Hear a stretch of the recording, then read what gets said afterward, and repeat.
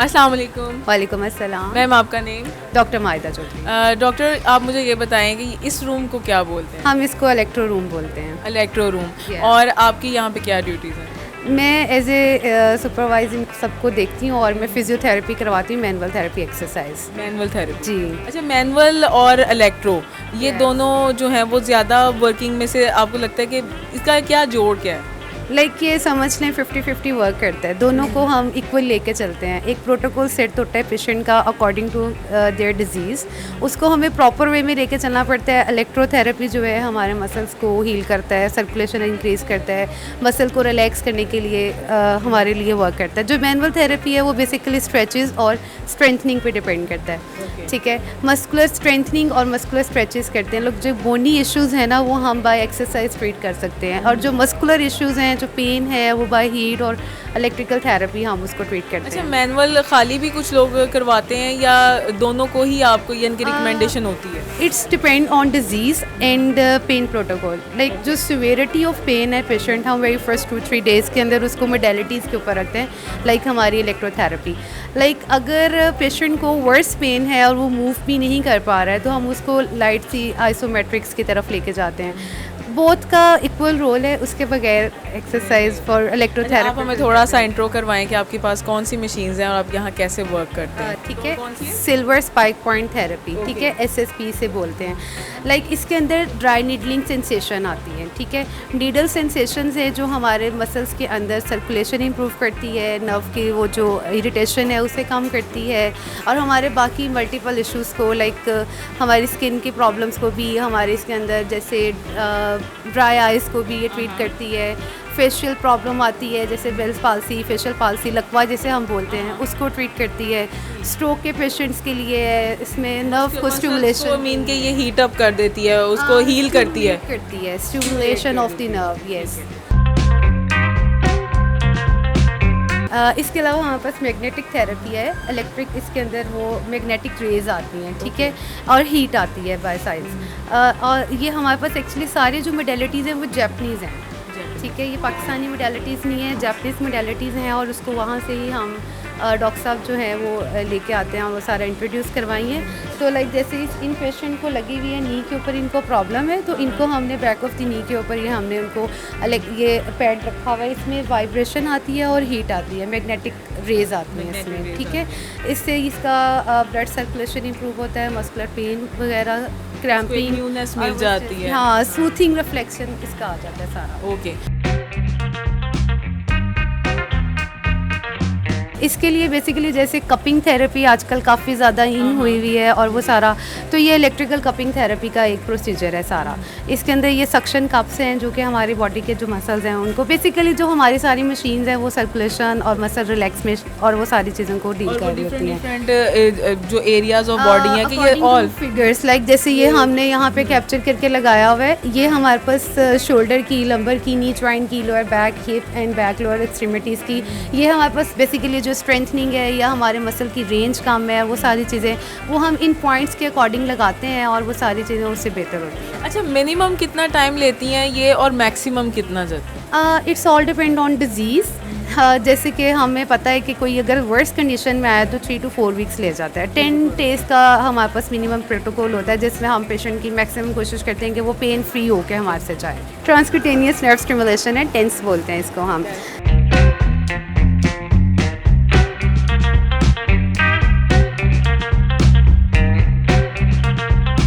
Ma'am आपका नाम? Doctor किरण Altaf. Okay doctor किरण, आप इसको कैसे ट्रीट करती हैं? क्या मशीन है, क्या चीज़ें हैं? बेसिकली अल्ट्रासाउंड होते हैं मसल्स को रिलीव करने के लिए, पेन रिलीव करने के लिए होता है, लेकिन होता ये कि ट्रिगर पॉइंट्स होते हैं, मसल का ओवर यूज़ होने की वजह से हमारी बॉडी में ट्रिगर पॉइंट्स बन जाते हैं, तो उन ट्रिगर पॉइंट्स को ब्रेक करने के लिए हम अल्ट्रासाउंड थेरेपी यूज़ करते हैं। यूजुअली पेशेंट यही आके बोलते हैं कि हमारे पुट्ठे की गिल्टियाँ बन गई, यहाँ पे हमें यहाँ पे वो आके कहते हैं कुछ सिस्ट बनी हुई हैं या गिल्टियाँ बनी हुई हैं, लेकिन वो ट्रिगर पॉइंट्स होते हैं। पेन को तो जी मेरे 4-5 साल हो गए हैं। और यहाँ पे आते आपको कितना टाइम हुआ? यहाँ पे मेरे कोई 10-12 दिन हुए हैं अभी। तो आपको क्या चेंज फील हुआ है? चेंज बहुत फ़र्क है जी, पेन काफ़ी ऑलमोस्ट 50% रिड्यूस हो गई है 10 डेज़ में। हाँ जी। और इससे पहले आपको अंदाज़ा था कि आपकी ये पेन इस हद तक कम भी हो सकती है, और यहाँ पे जो डॉक्टर का एक व्यू है जो जितनी भी डॉक्टर्स जैसे ट्रीट कर रहे हैं, जो मशीनरीज ट्रीट कर रहे हैं, उसकी आपकी ज़ाती सेटिस्फेक्शन रिव्यू क्या है? जी बहुत अच्छा है, और मुझे उम्मीद नहीं थी क्योंकि आई थॉट कि अब मेरा केस काफ़ी ख़राब हो गया, लेकिन डॉक्टर साहब ने बहुत इनकरेज किया और पहले 2-3 सेशन से ही फ़र्क पड़ गया था। टीम बहुत अच्छी है इनकी, जो गर्ल्स हैं they are very good, very courteous, polite, और बहुत फोकस ट्रीटमेंट करते हैं जो एरिया है, तो उस पर आई थिंक उससे बहुत फ़र्क पड़ रहा है। And you feel much better than before?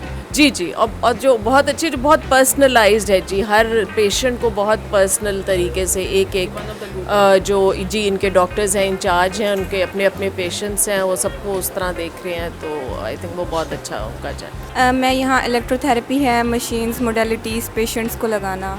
और ये कौन सी मशीन है जिसके पास आप अभी ये हैं? है इंटरफेरेंशियल करंट स्टिमुलेटर है, और ये जो है ना मसल रिलैक्सेशन के लिए है। ये इसके कप्स हैं, ठीक है, ये पेशेंट पे हम लोग लगाते हैं, और इसका सेम जैसे टेंस का वर्क होता है ना, वैसा ही है। अच्छा, ये वो उस कपिंग से डिफरेंट है ये?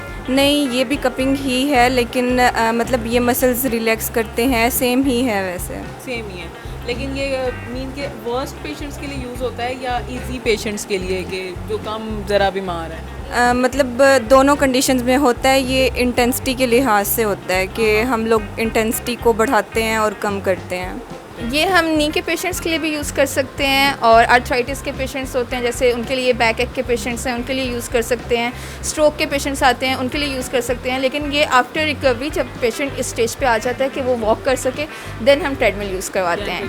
हाँ जी, जाके उसका एक स्टेमिना बनना शुरू। बिल्कुल बिल्कुल ऐसे ही है।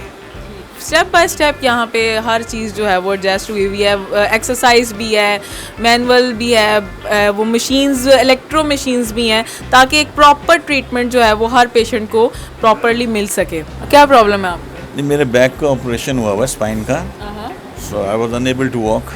तो पहले मैं आता रहा हूँ अपना वॉकर के साथ, फिर ग्रेजुअली स्टिक के ऊपर आया हूँ, इवेंचुअली ऑन माई फीट। माशाल्लाह। तो सर, ये आपको कवरिंग करने में कितना टाइम लगा है? टाइम लगता है, ये मेरा है प्रोसेस तो है, 7-8 महीने लग गए होंगे। हाँ, लेकिन आप सारे प्रोसेस करने में इतना टाइम लगा है, वॉकर से स्टिक से ऑन माई फीट। ये आपकी एक तो विल पावर भी है, और दूसरा डॉक्टर्स का क्या किरदार है? डॉक्टर्स का ही सारा किरदार है, मेरा क्या किरदार था उसमें? एनकरेजमेंट के क्या था? हाँ, इनकरेज ही है ये, आके यहाँ जब आदमी आता है तो इनकरेज होता है, तो आता है ना।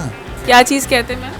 ये क्वाड्रिसेप्स चेयर है, कॉर्ड्स चेयर है इसको, और ये क्वाड्रिसेप्स मसल्स की स्ट्रेंथनिंग के लिए यूज़ करते हैं। नी पेशेंट्स में बेसिकली हम ज़्यादा यूज़ करते हैं। और ये कितनी देर तक यूज़ करनी होती है? ये डिपेंड करता है स्वेटी के लिहाज से। अगर पेशेंट की स्वेटी ज़्यादा है तो वेट कम करेंगे, अगर स्वेटी कम है तो वेट ज़्यादा करेंगे। जितने ज़्यादा मसल स्ट्रेंथेंड होंगे उतनी जल्दी रिकवरी आएगी। अच्छा, ये स्टेपर है, ये स्टेयर क्लाइंबिंग के लिए काम आता है। जैसे हम स्टेयर्स यूज़ करते हैं तो सेम ऐसे ये स्टेपर यूज़ होता है। नीज़ के पेशेंट के लिए यूज़ करते हैं, बैक एक के पेशेंट्स के लिए यूज़ करते हैं। उसके साथ वो साइकिल है, वो भी नीज़ के पेशेंट में यूज़ होती है और बैक एक के पेशेंट्स में भी यूज़ होती है।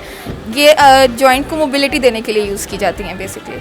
ये व्हील है, ये शोल्डर की रेंज ऑफ मोशन इंक्रीज़ करने के लिए यूज़ करते हैं। शोल्डर की रेंज कम हो तो उसको मोबिलिटी देने के लिए इंक्रीज़ करते हैं, और शोल्डर स्ट्रेंथनिंग के लिए यूज़ करते हैं।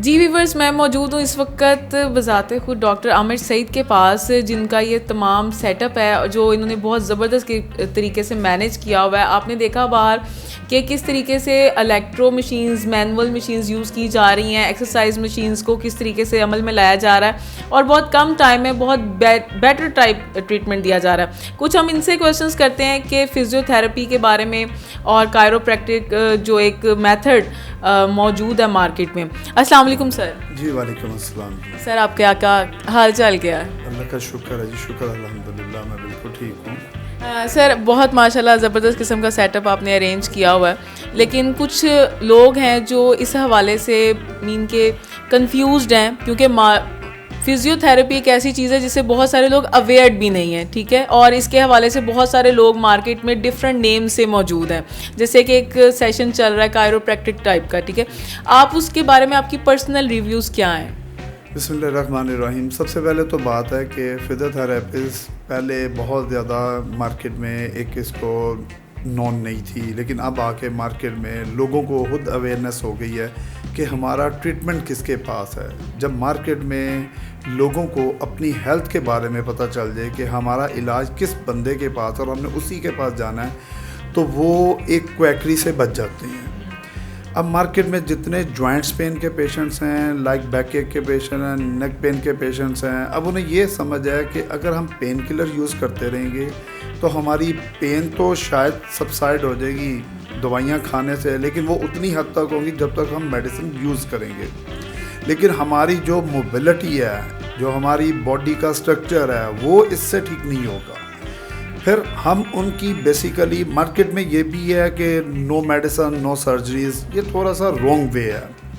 सेल्फ मेडिकेशन भी बहुत है मार्केट में। एक तो वो तो जाते हैं ये जो फार्मासिस्ट होते हैं उनसे कोई दवाई लिखवाई और बस। वो तो चलें, फार्मासिस्ट तो फिर भी एक पढ़ा लिखा होता है। घर के अंदर एक 4 डॉक्टर्स होते हैं, वो साथ वाली हमसाई एक डॉक्टर होती है, वो आपको कहती है हाँ मैं वो गोली खादी सी तो मैंने आराम आ गया, तो भी वही खा ला है, चाहे उसको वो कैंसर का प्रॉब्लम हो और उसको भी वो वही गोली खिला रही है, टीबी का प्रॉब्लम हो। इसीलिए सेल्फ मेडिकेशन का रुझान तो बहुत कम होना चाहिए, बल्कि होना ही नहीं चाहिए। तो मैं आपको कह रहा था कि मार्केट में ये जो लोग कर रहे हैं ना कि no medicine no surgery, only the treatment of physiotherapy, ये थोड़ा सा रॉन्ग वे है। मेडिसिन का अपनी एक क्लास है, सर्जरी की अपनी एक, फिजियोथेरेपी की एक क्लास है। अगर इन तीनों को इकट्ठा कर दें तो ये एक क्लास इकट्ठी बन जाती है। हम मेडिसिन वालों के साथ मिलकर चलेंगे, उनका पेशेंट रैपिडली आराम ले लेगा। लाइक फालिज पेशेंट है तो अब ये तो नहीं है ना उसको ब्रेन हैमरेज हो गया तो दवाइयाँ बंद कर दे और फिजियोथेरेपी करवा लो तो आप बिल्कुल चलना, ऐसा नहीं है। उसको न्यूरोलॉजिस्ट की, न्यूरोफिजिशियन की दवाइयाँ खानी पड़ेंगी, लेकिन साथ फिजियोथेरेपी करवाने से ये होगा कि जो उसकी बॉडी के हिस्से नकारा हुए हैं वो जल्दी अपने हरकत में आ जाएंगे, वो जल्दी रिहैब में वापस आ जाएंगे।